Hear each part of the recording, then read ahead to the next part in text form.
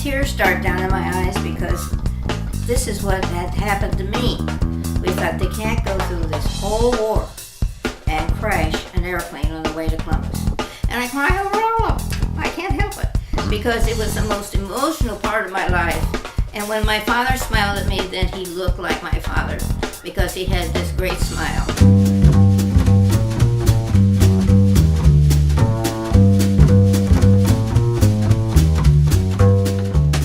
Grandmother Patti, and I've been watching a wonderful thing that's been going on TV, and that is that the servicemen and women are returning from the war in Iraq, and they've been sort of emphasizing the fathers that come to see their children, and the mothers the same to see their children, and I think, and every time I see it, then tears start down in my eyes because this is what had happened to me, and so I thought them lucky though because they've been having ways of contacting each other like through a computer or all kinds of, even a real telephone and all kinds of things. Whereas when my father went overseas in the South Pacific, we might get a letter and it might be 3 months old.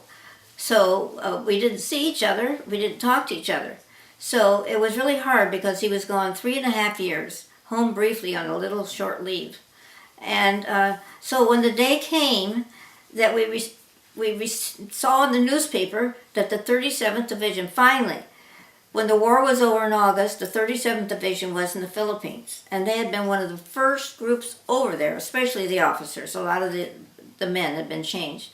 And then General Beetler was made in charge of all the Philippines. So we thought, oh well, it'll be another month. So that was September. And then it was October, and the war's over, and they couldn't seem to find a boat. Well, it took several boats to take the 37th Division. It had been over there almost the longest and had been in more combat than anybody else on either side of the war, and they just couldn't seem to find it. And they got Senator Lauschia and asked him to beg for boats for the Buckeye boys, and so finally they got word that they were going to start home. In the end of just before December, and they were going to try and get the boys home for Christmas. Now we had been without Christmas for three Christmases, and General Beetler and most of the division that had gone in a year ahead just for training, they thought, before the war, he hadn't seen his mother for 4 Christmases, and so we were anxious they would get there, and so finally November came along, and finally December. And then the day came when there was a phone call to all of us who were the wives and children of the General Beetler staff to go to the airport on Sunday, and that the plane would land then. And so my father was on the staff because he was G1, that means he was personnel manager.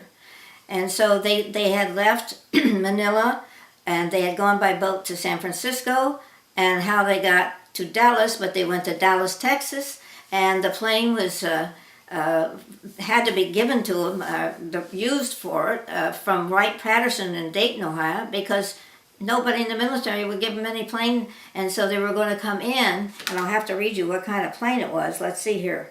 It was an Army transport plane, C-97s, and the general and his staff, that would be 18 people aboard, and it looks to me like the picture in the paper was, it was just a 2-engine plane. It was large, but just a regular old 2-prop engine airplane. And then we were all gathered out at Columbus Airport, and we were in a little blockhouse-like place that was right down on the Tamarack, I think they call it that. And so we were in there, and there was the minister, Berkey. He was there because he knew the general, and he knew Colonel Forsyth, and he knew my father, and he knew all these people. And so was the governor and all those people. And we were all in there, and there was Colonel Forsyth, who had come home because he almost died. And he was there, and he had us all singing. And the timing was, it was to land at 2:15. And so Uncle Funny, who was Colonel Forsyth, got in front of everybody and had us sing "Roll Out the Barrel" and on, and we sang, and then it got to be 2:15. when they said it was going to land, and it didn't land, and we didn't hear anything. Nothing happened, and we were all just quiet. We thought they can't go through this whole war and crash an airplane on the way to Columbus.